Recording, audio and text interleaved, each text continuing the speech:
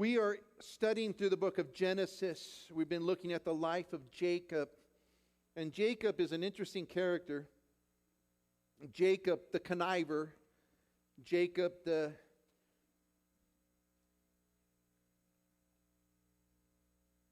guy who really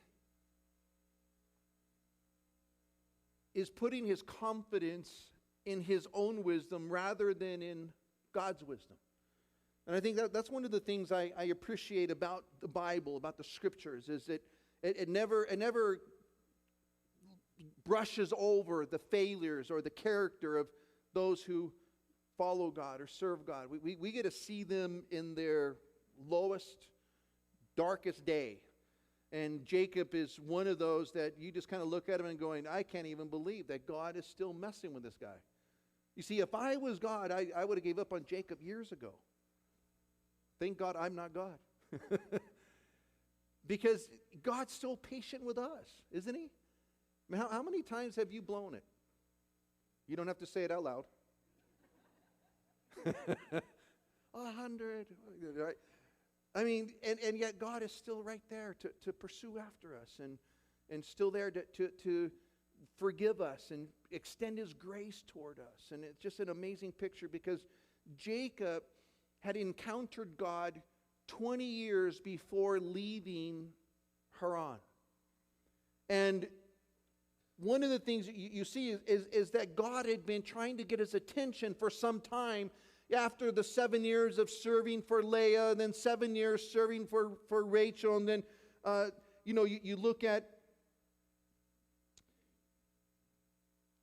his 6 years of serving for the livestock that he had, and you look at this whole time, God is there going, Jacob, what's going on here?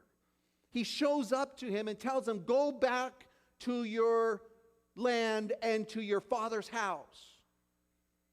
And so Jacob appears to be doing what God had told him to do. But that wasn't even the case. We're going to see that this morning. So he leaves Laban. Laban pursues after him. And Laban catches him. And God had showed up in a dream and said, don't even touch Jacob. Don't tell him good or bad. Just leave him alone. And so he shows up. And, they make a covenant, you're not coming back this way, I'm not going that way. They kind of make a barrier there, and they kind of part ways. And so what happens is that behind him, there's no options. God closed that door. And in front of him, as soon as that's done, he's got to go face Esau, his brother, who he had ripped off 20 years earlier, his blessing and his birthright. And his brother had promised to kill him. So that's behind him, and what's in front of him? Another problem. And he's going to have to learn to trust God there. Remember what happens is that he's already thinking the worst, put his family on the other side of the river, and he wrestles with God all night. That's where we ended last week, chapter 32. Wrestled with the Lord. He says, I saw God face to face, and I didn't die. And it says that he prevailed. That he didn't let go until he got the blessing all night long, wrestling with God. And God says to him, you're no longer Jacob. You're not the old conniver anymore. You're going to be the man that's governed by God, Israel. And it's interesting that at this point in his life, he now has to face his brother Esau. And he's going to have to face Esau, and he's going to have to trust that the Lord is going to change Esau's heart, or he's going to give him victory over Esau. And as he's facing Esau, notice what happens in chapter 33. We begin right in the middle, right after being, touched by the Lord. His socket of his hip was shrank, and he's hopping along now. He can't even fight. And then watch what happens, chapter 33. And Jacob lifted his eyes and looked, and there was Esau coming. And with him 400 men. And he divided the children among Leah, Rachel, and the two maidservants. And he put the maidservants and their children in front. He put Leah and her children behind. And he put Rachel and Joseph last. Do you think this guy's still conniving? No, kind of get the picture. He puts the maidservants. These were his wives that were the maidservants of his first two wives that became his wives just so they can bear him children. And here's what he's thinking. If they're going to kill somebody, let's let them kill them first. And then we'll get Leah next because, she's not the top. It's Rachel last with Joseph. Do you think that there's some kind of contention happening in that family? Guys, we got a dysfunctional family here, and it's all because they're showing favoritism inside the house. Joseph's going to be the recipientary of, some of that anger and bitterness that's going to be, passed down because Joseph gets sold because they hated Joseph because Jacob loved Joseph more. So you see that this just war going on inside the home. And Jacob isn't helping the matters first. He goes, if they're going to kill anybody, let them kill the maidservants first, Leah second, and then maybe Rachel and Joseph can get away because he loved them more. Now, just unbelievable. And watch what happens. In verse 3. And he, Joseph, crossed over before them, bowed himself to the ground 7 times until he came near to his brother. Now here's the picture. You got to give him some credit. He at least goes before the maidservants, before Leah and before Rachel. I think something's happening in Jacob's life because I think the old Jacob would have been at the back behind Rachel and Joseph. Right? I think the old Jacob would have been like, if you guys all die, at least I'm going to live. But he goes out in front of them. And he sees Esau coming, and he bows down 7 times. And that was a sign of submission. It was a sign that I'm going to come under your authority. I'm bowing down to you. And remember, Jacob has the birthright, and Jacob has the blessing. And he's now acknowledging, Esau, he's the mighty hunter, and he's the powerful one. He's got 400 men. I'm going to bow down to him. And he does so, and he bows down to him 7 times. And then check this out. Look at verse 4. But Esau ran to meet him. He embraced him. He fell on his neck, and he kissed him, and they wept. Guys, that reminded me of the prodigal son. Remember when the prodigal son was at a distance and the father sees him? He runs, embraces him, and kisses him. And you got to wonder if Jesus wasn't thinking about this story as he was telling that story. And what's incredible here is that it was nothing that Jacob expected to happen. And we don't know what was happening behind the scenes. Did God show up like he did to Laban and tell Esau, don't touch him? Because it doesn't appear that he came for peace. It seemed like he came to destroy. You don't take 400 men with you on a journey unless you plan on taking care of business. And for somewhere along the line, it says that he runs to meet him. Just full-on sprint. He grabs him. And then he begins to kiss him. And then he begins to bawl. He begins to weep. And they're both weeping together. And probably, just the first words, man, I missed you, brother. You missed Mom. Mom just passed away. She loved you so much. And, just all of the catching up on the many years that had passed between them. Jacob telling him of Laban and how he got taken by Laban. And, Esau going, about time you got it, turkey. But they're there, just, this moment where they're just embracing one another. And then notice what happens in the next verse there. It says, and he lifted his eyes and he saw the women and the children. And he said, who are these with you? He says, the children whom God has graciously given your servant. I think Jacob is having a whole different attitude now, guys. God is showing me favor. God's grace upon my life. He's given me all of these kids. It's God's grace. It wasn't my conniving that did it. It wasn't all of my, my doing that did it. It was God who did it. I think when a man is broken by God, I think the only thing he can acknowledge, the only thing he realizes is that, you know what? Everything I have, everything I've done, every success I've ever had is because God. God has given me favor. God has given me grace upon my life. I should have been dead back here, and I should have been, wiped out back here. And God, by His grace, has blessed me. And he acknowledges God's blessing. And then look at verse 6. And the maidservants came near, they and their children, they bowed down. Leah came near with her children, and they bowed down. Afterwards, Joseph and Rachel came near, and they bowed down. I mean, one by one, he goes, who's that? Oh, that's my wife. Who's that? That's my wife. Who's that? Oh, that's my wife. I mean, that was a long introduction there, right? Catching up, all the nephews that of Esau and all of the sister-in-laws.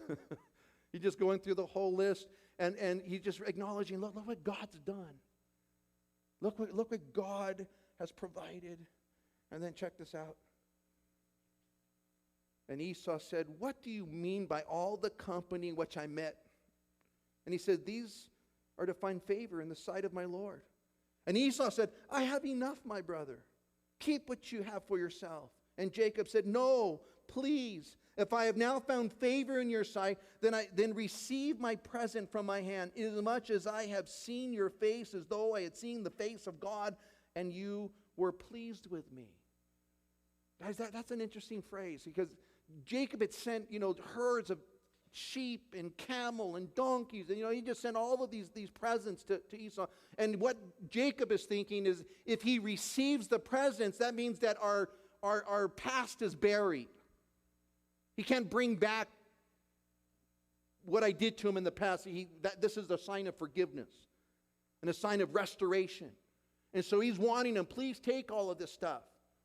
And Esau's going, look, man, I've been blessed myself. I don't need your stuff. He goes, no, you have to take it. Take it, please. And what's interesting is that he says, when I saw you, it was like I saw the face of God. Now, remember, it was just hours earlier that Jacob was wrestling with God. And you can't help but think that Jacob understood God had to have changed Esau's heart. This was a God thing. God's the one who had prepared him to come and meet me and not be bitter toward me and not want to kill me like he promised he was going to do 20 years ago. As though I saw God's hand in this whole encounter. And I just want you to have this present, this blessing, this present that I'm presenting to you. But watch what he says in verse 11. This is an interesting phrase again. Please take my blessing that is brought to you, because God has dealt graciously with me, and because I have enough. So he urged him, and he took it. Now, that first time that word enough was used in verse 9, Esau said, I have enough, and that means that I have an abundance. This is a different Hebrew word. This word means I have all things. So Esau acknowledged, look, I got plenty of stuff. But here's what Jacob says, I have all things. I have God. I have family. I got everything I need. Please take the present. Take the animals, man. I have all things. Two different words being used there. And I think it's because Jacob now is in this relationship with God, and he understood that there's nothing else that could be added to him. Not only was he heading toward the land of promise that God said he was going to possess, but he was now in a different relationship with God at this point. I have everything I need. I got all things. And Esau said, let us take our journey, let us go, and I will go before you. And Jacob said to him, my Lord knows that the children are weak, and the flocks and the herds which are nursing are with me. And if the men should drive them hard one day, all the flocks would die. Please let my Lord go on ahead of his servant. I will lead on slowly at a pace which the livestock that go before me and the children are able to endure, until I come to my Lord in Seir. Now, Seir was on the other side of the Jordan. That's what you and I would call Jordan now. And here's the interesting thing, is that Jacob never planned on going to Jordan. He was lying. Jacob was still being Jacob. He was still conniving here. He didn't want to tell Esau, I don't want to go with you, man. God told me to go over here. I'm not going to Seir. I'm going where, to Bethel. I'm going to go where God told me to go. He didn't want to have any kind of conflict with him. He didn't want him to think I'm coming to take the land. And so he just lies. He goes, no, the kids, the cattle, if I push them too hard, you just go on ahead, bro. And it wasn't until Esau got over the hill that Jacob takes a right turn. And he goes to Shechem. Now, Shechem is an interesting place because it's not in Canaan yet. They're still in Syria. They're still outside of the promised land. And here's what we find out. Esau returned that day on his way to Seir. Look at verse 17. And Jacob journeyed to, Succoth. I said Shechem. He's coming there next. He went to Succoth. And he built himself a house and made booths for his livestock. Therefore, the name of that place has been called Succoth. Now here's the deal about Succoth. It means booths. It's believed that Jacob journeyed to Succoth for 8 to 10 years. This is the first time Abraham, Isaac, Jacob, it's the first time that any one of the patriarchs builds a house. And if you build a house, that means you've become, you've settled. He built a house. The first one within the messianic line to build the house. Matter of fact, in Hebrews chapter 11, verse 9, it says this, by faith, he, speaking of Abraham, dwelt in the land of promise as in a foreign country, dwelling in tents with Isaac and Jacob, the heirs with him of the same promise. And what's fascinating is the writer of Hebrews doesn't mention that Jacob built houses but that he lived in tents.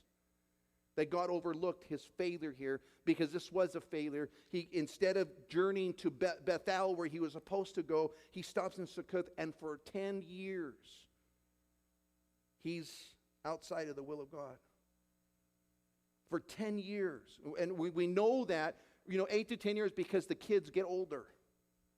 And we're going to see Dinah now, when we come to chapter 34, is that Dinah's a young lady now. She would have been, probably, 7 years old, 6, 7 years old when they had left Haran. And now she's a young lady as they move from Shechem over to, from Shechem over to, I'm lost again. From Succoth over to Shechem. There it is. Look at verse 18 with me, because now we can pick back up. So he's building a house. He builds booths. He's got his cattle. Verse 18, and Jacob came safely to the city of Shechem, which is in the land of Canaan. Now he's in Canaan. And when he came to Padam Aram, he pitched his tent before the city, and he bought the parcel of land where he had pitched his tent from the children of Hamor, Shechem's father, for 100 pieces of money. Now, this is the deal. He leaves Succoth, he goes to Shechem, and now he's in the promised land, and now he's planning on staying there. He buys land. You don't buy land unless you plan on hanging out. And so he moves from there. He's now in the promised land, but he's not where God had told him to go. He's not where his father's house was. That's where he was supposed to go. And here's the fascinating part, is not only does he buy land, but he's living right outside the city.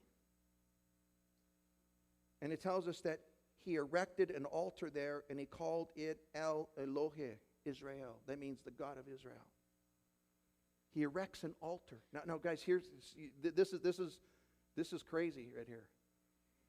Is that he's building an altar where God never told him to build an altar. You know what? God is more concerned for your obedience than he is for your sacrifice. Your obedience is more important to God than any sacrifice you can make for God. Matter of fact, it tells us when Samuel was dealing with Saul, he says, God, takes pleasure in your obedience more than your sacrifice.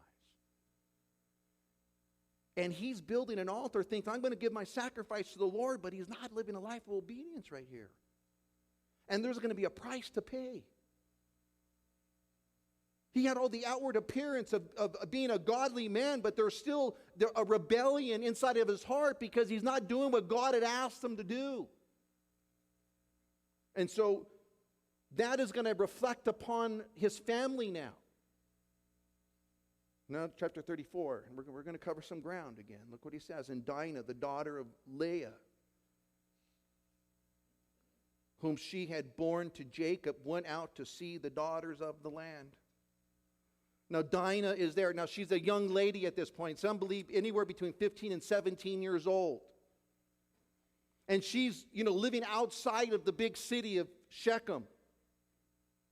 And she's kind of wondering, I wonder what the girls in Shechem do for fun. And she has this desire to wander into the city limits and find out what the nightlife was in Shechem. And you have to ask the question, where's Jacob at? How come Jacob isn't going, what do you think? You're not going anywhere, girl. Right? I mean, let me tell you, you fathers that are strict with your daughters, I love you, man. I mean that, man, I'm on your side. I just think it's, guys, your role is to be a covering for your girls and for your boys. And Jacob is silent. Dinah leaves the camp and she goes into Shechem all by herself. And she's still a young maiden. She's still a young girl. And well, look at verse 2. When Shechem, the son of Hamor, the Hivite, prince of the country, saw her, he took her and he lay with her and he violated her. His soul was strongly attracted to Dinah, the daughter of Jacob, and he loved the young woman and spoke kindly to the young woman. Guys, this is a little, now we know that it ended up being a very defiling event. She was raped. But it doesn't tell us how that happened. It doesn't tell us what led up to that. I mean, did he kind of woo her and the prince is interested in Dinah and Dinah's like so enamored. It's the prince likes me. The prince is giving me attention. He's going to take me into the palace. I can't even believe I'm going to walk into the palace. It's going to be so awesome. Then he corners her. And he starts to tell her, we can just fool around a little bit. And she goes, no, we don't do that. I'm a follower of God. I don't do that. And he goes, no, you're just so Victorian. You're so out there. I can't even believe how old-fashioned you are. Here in Shechem, that's not what we do. And he begins to advance, and then pretty soon he just overtakes her and he defiles her.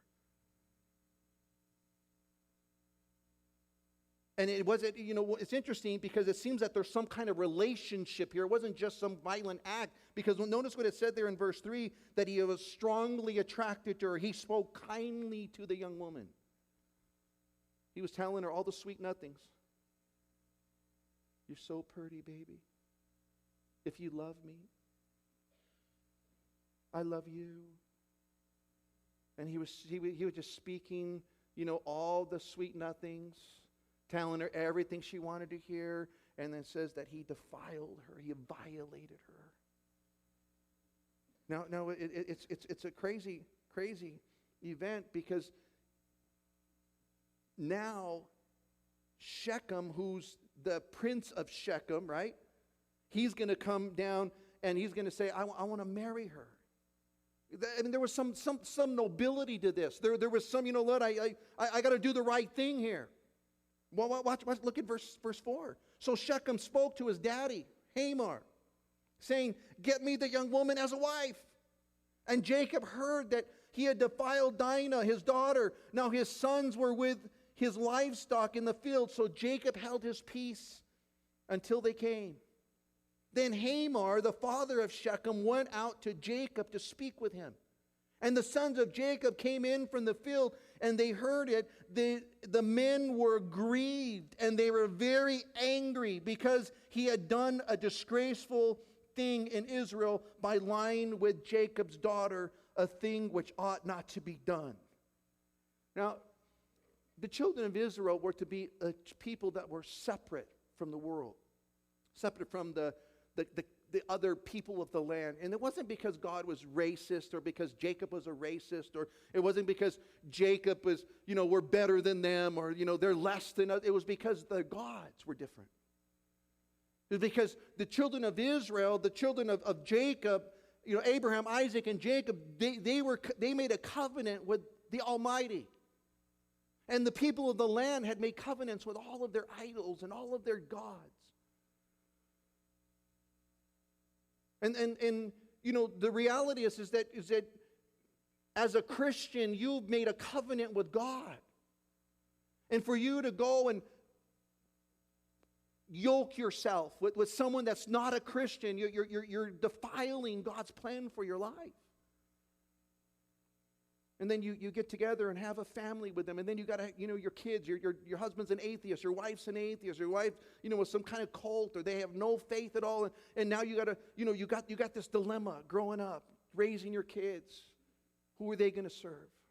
What influence is going to be in their lives? And so God had set it up so that, if you're a follower of God, you got to marry within those that are also followers of God. And that's true in the Christian faith, that man, if you decided I'm going to put God first, and you got to find someone that's equally yoked with you, that has that same heart, that same passion to follow God with you. And what's incredible is that they were to be a separate people. And here comes Hamor, the father of Shechem, and he's saying, hey, can my son marry your daughter? And what's incredible is that Jacob doesn't speak up. Jacob just kind of, lets the boys take the conversation rather than going, wait a second here. I'm the one accountable. I'm the one responsible for this. That can't happen.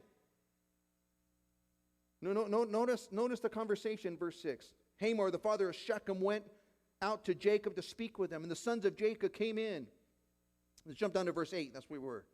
But Haman spoke with him, saying, the soul of my son Shechem longs for your daughter. Please give her to him as a wife, and make marriage with us. Give your daughters to us, and take our daughters to yourselves. So you shall dwell with us, and the land shall be before you. Dwell and trade in it, and acquire possessions for yourself in it. And Shechem said to her father and her brothers, let me find favor in your eyes, and whatever you say to me I will give. Ask me for so much to a dowry and a gift, and I will give you according to what you say to me, but give me the young woman as a wife. Shechem comes, he goes, look guys, I want to marry her. I love her. Whatever price you put on her, that's what and that day you would give a dowry, and a dowry was kind of a promise that you're going to stay with her, and if you ever left her, that she had something to fall back on. And it was like, look, whatever you ask me, I'll give it. I plan on staying with her. He was adamant about it. But verse 13. The sons of Jacob answered Shechem and Hamor his father, and spoke deceitfully, because he had defiled thine other sister. Now, we don't kind of got all the details, but you can imagine that here all the brothers are going, that little scoundrel, that's the guy. He's the one who did it. He raped our sister, and they're now plotting together. What are we going to do about it? And they hear the conversation, let's make a covenant. You guys, we'll give you your daughters, we'll give you your son, we'll have this big exchange. We'll all be one people. It'll be awesome.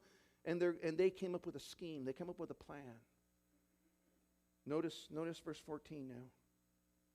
They said to him, we cannot do this thing to give our sister to one who is uncircumcised, for that would be a reproach to us.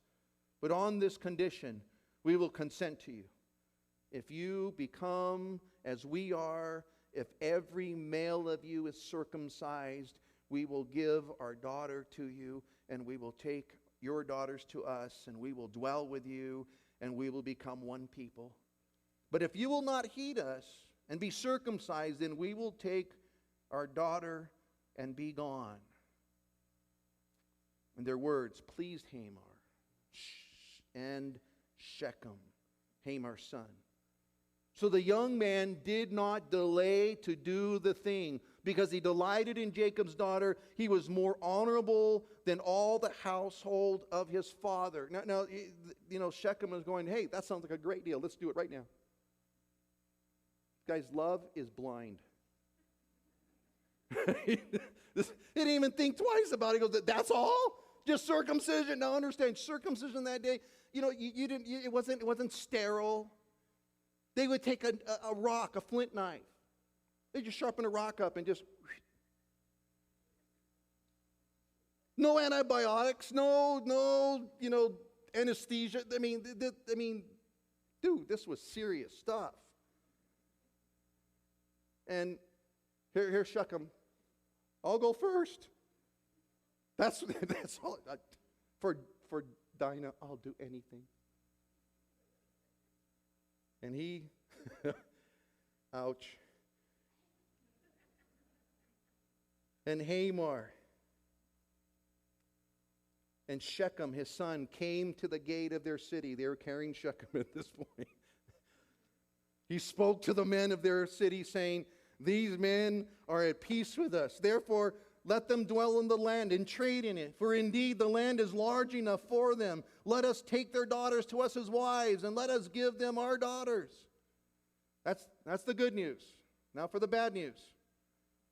Only in this condition will the men consent to dwell with us, to be one people, if every male among us is circumcised as they are circumcised.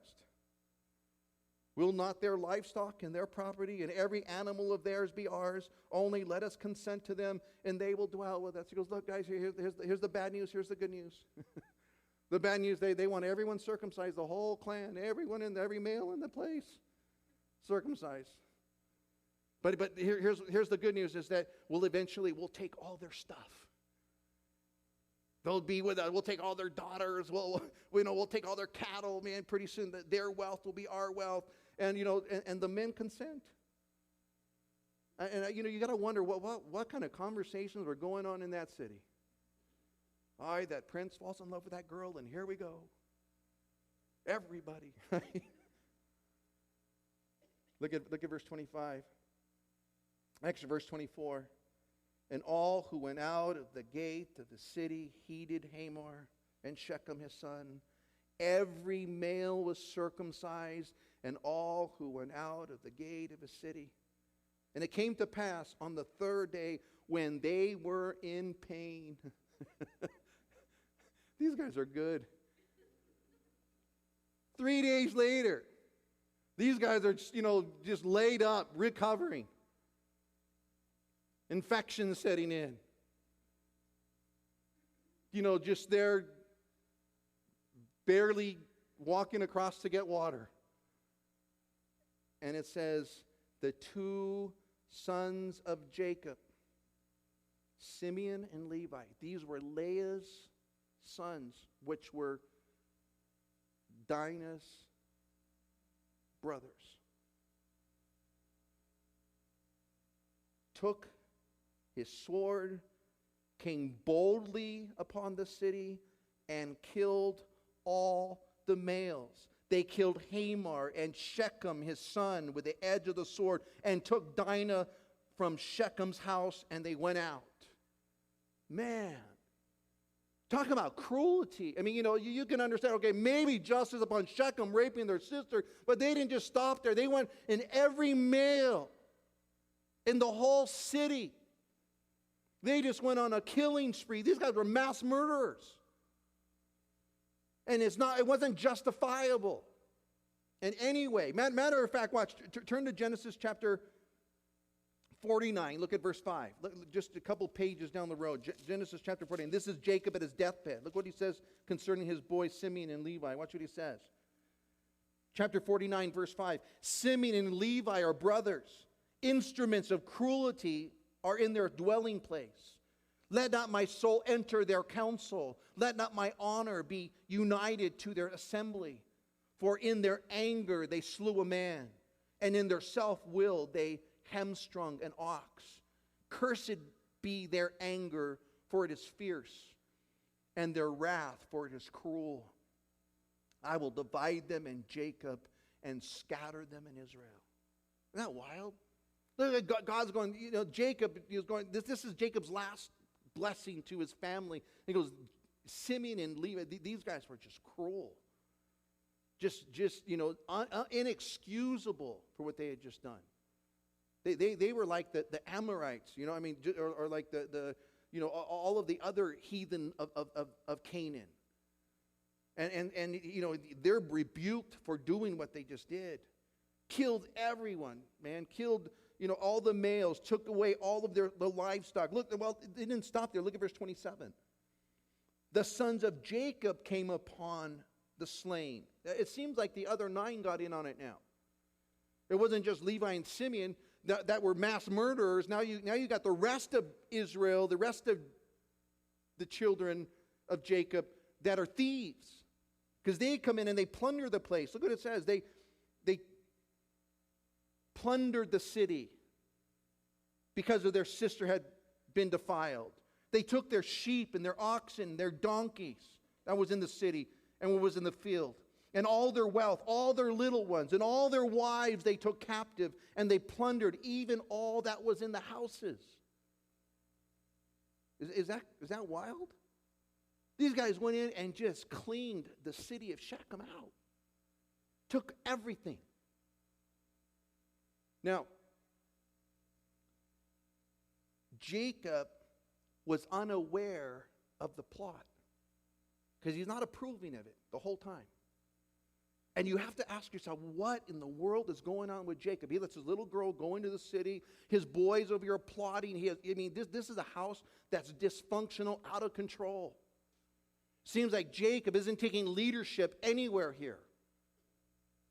Jacob is just, kind of letting whatever happen in his house with his kids. And you look at, one of them goes in, gets raped. The other 2 become mass murderers. All the rest become thieves. And you go, man, what a lot. what an incredible family. Do you want to talk about dysfunction? This was it. Out of control. And Jacob gets wind of it. Watch this. Look at verse 30. And Jacob said to Simeon and Levi, you have troubled me by making me obnoxious among the inhabitants of the land, among the Canaanites and the Perizzites. Since I am few in number, they will gather themselves together against me and kill me. I shall be destroyed, my household and I. Now, what's Jacob concerned about? Me and I. Guys, Jacob, even at this point, is going, look, you guys brought a lot of trouble to me now. Everyone's going to attack me because of you guys. And it seems like Jacob, the conniver, is still conniving. And he's still plotting about his own interests rather than going, man, look what just happened. Look at my family. Look what we've become.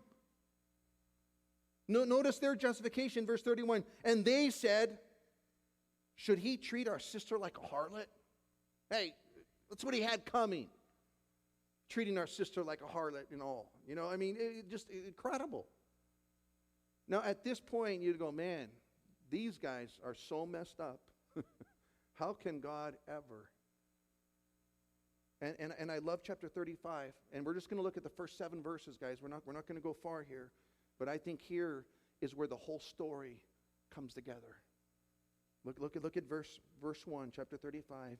And God said to Jacob, arise, go to Bethel, and dwell there, and make an altar there to God, who appeared to you when you fled from the face of Esau, your brother.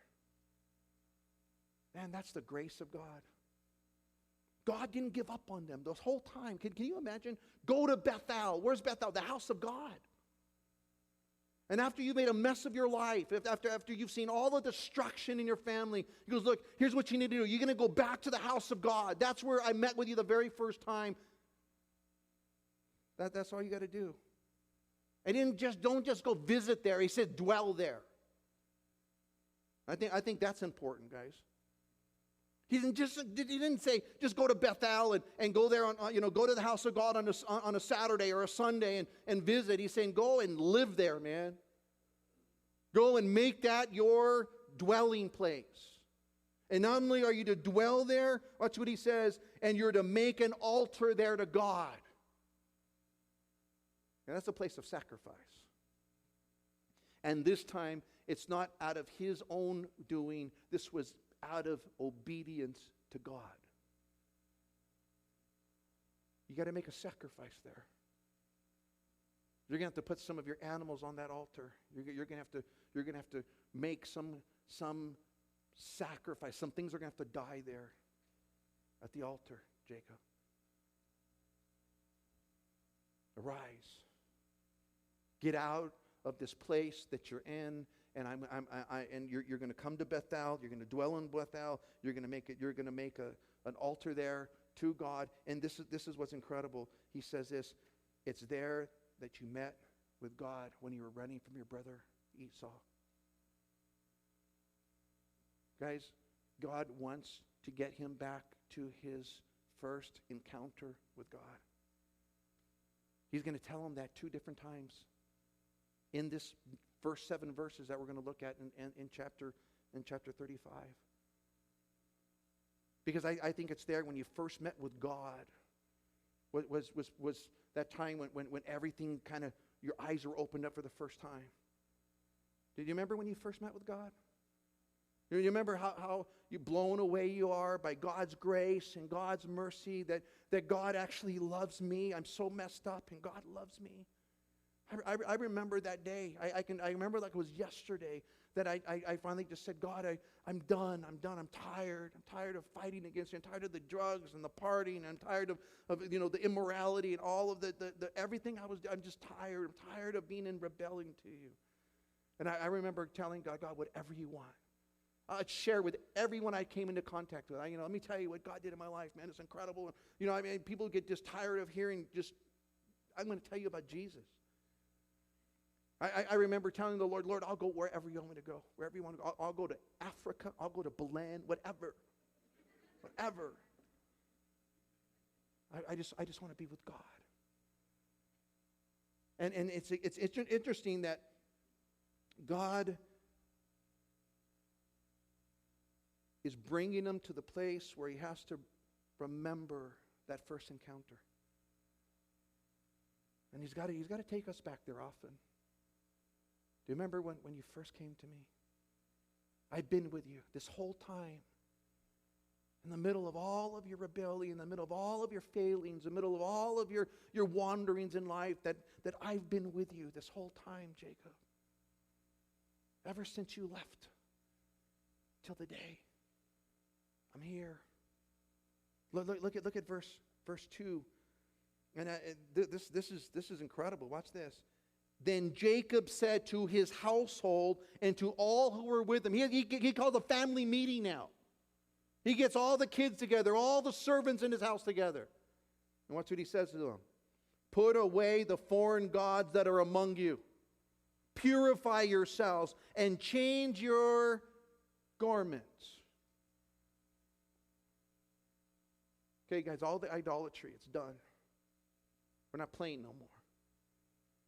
We're not playing games with God anymore. We're no longer are we going to have our little idols on the side and then claim to worship God at the altar as well. He says that, you know what? Your idols, man, give them up. Not only give up your idols, purify yourself. You see, the idea of purity is that you're making a decision that you're not going to defile yourself anymore. I need to purify myself. I mean, not only am I going to give you my idols, but I'm going to turn from, this whole idea of worshiping those idols or following after those things anymore. And then he says, change your garments. That's just putting on new clothes. I'm not going to dress like the world. I'm not going to be defiled with the things of the world any longer. I'm going to put on things that are bringing honor to God rather than things that are sensual or things that are dishonoring God. Look, we're going to change everything about us. We're changing our idols. We're going to be pure now. Our garments are going to be changed. We're no longer going to let the world dictate to us how we look, how we dress, how we live. We're going to follow a new course now. And it seems as Jacob is laying down the rules that his house is going to live by now. Joshua will do the same thing years later after they come out of the promised land. As they go into the promised land, out of Egypt into the promised land, Jacob says, as for me and my house, we're going to serve the Lord. You do what you want to do, man, but in my house, we're serving God. And Jacob at this point, he just says that this is how it's going to be, man. We're giving up our idols. We're purifying ourselves. We're changing our garments. Look at verse 3. And let us arise and go to Bethel and make an altar there to God, who answered me in the day of my distress and has been with me in the way which I have gone. Man, that's good. He said, let me tell you what we're going to do, man. We're going back to Bethel. We're going back to God's house. And we're going to serve the God who's been with me my whole life. That's it.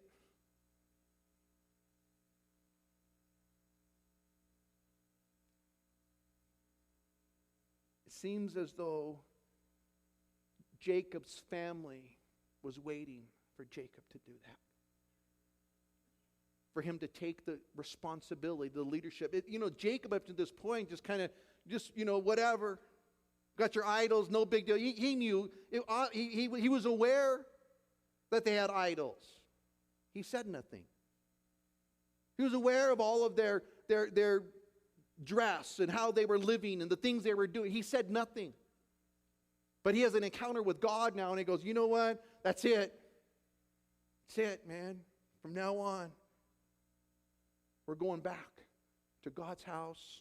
We're going to go back to worshiping God, and we're no longer going to live a life like the heathens live. Not my house. And then he just simply says, here it is, man. God has been with me this whole time, and I didn't even live like it. I didn't even acknowledge it. Look at verse 4, and this is awesome. Look at verse 4. So they, the whole household, gave Jacob all the foreign gods which were in their hands, and the earrings which were in their ears, and Jacob hid them under the terebinth tree which was by Shechem. You got to wonder, how big was that pile? Here they come, just the whole family. Everyone's like, hey, they're giving up their gods, and everyone's making this big old, mound of idols. The earrings. All the things that had caused them to stray from God, and he takes them to the terebinth tree. Isn't that fitting? He took them to the wood, to the cross. Guys, all of our idols, as soon as you take them to the cross, they're buried, man. And as you and I, take an evaluation of our own lives, what are the idols in your life? What are the things that are hindering you and God? You see, God wants to be first in everything. You're to put God first. That doesn't mean that you can put other things second. It means that God has to be exclusive in your life. He needs to be the priority in your life. And now it seems like, things are happening, man. It took a tragedy like Dinah being raped and the men murdering everybody for them to finally go, okay, let's stop playing games now. And it doesn't have to be that drastic. But you know what? God loves you so much that if that's what it takes, that's what He'll do. God loves you so much that He will allow those kind of calamities to come in your life in order to get your attention. But it doesn't have to be like that. If we would just repent, man, God, I've wandered. And they come to the terebinth tree, and it says that they put them underneath the terebinth tree. Look what it says in verse 5. They journeyed. And the terror of God was upon the cities that were all around them, and they did not pursue the sons of Jacob. What happens now? God protects them. Oh, every other city had a right to come and serve justice upon Jacob's family. But the terror of God was upon them. When you fear God, even your enemies are at peace with you. And it seems like something changed here with Jacob in his family. It's like, where all of our idols, all of our garments, everything that's going to defile, and anything that's not pure, man, we're done. And it says God now protects them as they travel back to Bethel. Look at verse 6 now. So Jacob came to Luz, that is Bethel, which is in the land of Canaan, he and all the people who were with him, and they built an altar there, and they called that place Al-Bethel, because there God appeared to him when he had fled from the face of his brother. Al-Bethel? It was God of the house. Not just the house of God. Now this is God of the house. Guys, that's a big difference. A big difference. Now, it's not just we're going to the house of God, but now God is the God of the house. We're not worshiping in the house of God, that we're coming now to the God of the house. We're just saying, you know what, God, we're going to surrender everything to you. You're going to be God, not just in the building. You're going to be God in my home. You're going to be God in my workplace. You're going to be God over everything. You're the God of the house. And we're worshiping you. Guys, this world is so deceiving. It's so enticing. It's so it has such a draw to it. But let me tell you something, man. No matter how fun it is for the moment, it'll always leave you empty. You'll always be empty. It's not until you make God the God of your house that you find fulfillment and peace. You see, the drinking and getting high and smoking the dope, it's all fun for a minute. It's all fun for a season. Let me tell you, it leads you down a path that you don't want to go down. Out there, sexually experimenting and doing all the things that, it's so fun for the minute, for the moment, but man, it leaves you longing for something that's real, because it's all just a facade. You see, only God can fill that void in your heart. Only God can bring you to the place where you find peace, where you have direction and wisdom. And Jacob had to find out the hard way 30 years later. 30 years. But he finally gets back there. And he's about to face some of the most horrific things he'd ever had to face. He's going to face the death of Deborah, who was the one who raised him, Rebecca's maiden, or Rachel's maiden. He's going to face the death of his dad, Isaac. He's going to face some of the most horrific things in his life, but thank God that he had God there before he had to face those things. It's interesting, guys, that there's this mindset happening within the Christian community that the days ahead aren't going to be easy for you as a Christian. I know you guys got a chance to hear Billy Graham. He wrote a letter, and it'll be in his next magazine, Decision Magazine. He's telling the church in America, get ready for persecution. I think Billy Graham's a prophet in our day, man. God has used him mightily. And Billy Graham's saying, I don't know if the church of America is ready for what's about to happen. Wow. Let me tell you something, man.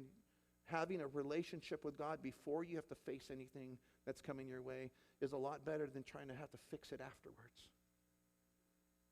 Because there you have strength, and there you have direction, and there you have wisdom before you're in the middle of the chaos.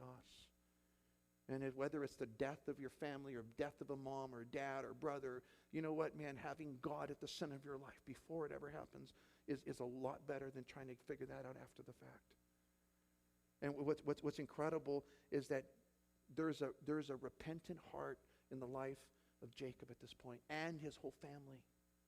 It reminded me of of Revelation chapter 2, verse 4. Remember the church of Ephesus? The church of Ephesus, man, was one of the most incredible churches that had been planted by Paul the Apostle. And when they're being addressed in Revelation, some 30 years had passed, some 30, 40 years had gone by. And Jesus talks to them. He says, you guys are doing a lot of things good, but there's one thing that I have a problem with. He says in Revelation 2:4, he says, you have left your first love. Therefore, remember where you have fallen, repent and do the first works. Because there's only one thing wrong, man. You got all the outward appearance of everything good, but you've left your first love. Remember where you've fallen from. Remember how it used to be when you were genuinely doing the things you were doing because you love me, not just because that's just what I do. God help us to learn this lesson from Jacob. That man, I just want to be in love with God. I want to be in love with and remember what he's done for me at the cross, and how all of my past buried at the tree, and that I can be made right with him. You may have failed miserably. You know what? That's behind you. But you know what? You can change that going forward. Dads, your family's waiting for you to take the role, to take the lead. Your family is depending on you to do what's right. And everything's at stake for them. Your daughters and your sons are looking to see whether dad really loves God, if he's really going to live the life that he claims to believe in. It all comes on us. And if you do it, man, then you're giving your kids the opportunity to do the same.